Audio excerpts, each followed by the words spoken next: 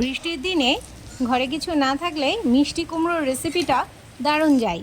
তো চলুন আপনাদের সঙ্গে শেয়ার করে নিই কীভাবে কী করলাম।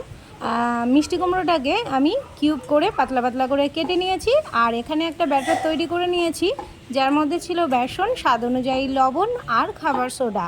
তো ব্যাটারটাকে আমি একটু মোটা করেই গুলেছি, পাতলা যেন না হয়, তাহলে একটু অসুবিধাই হয়ে যাবে। তো এই জন্য আমি একটু মোটা করে গুলেছি। আর কড়াইয়ে তেল গরম করতে দিয়ে আমি এক এক করে মিষ্টি কুমড়োগুলোকে ব্যাটারে চুবিয়ে নিয়ে আমি দিয়ে দিয়েছি।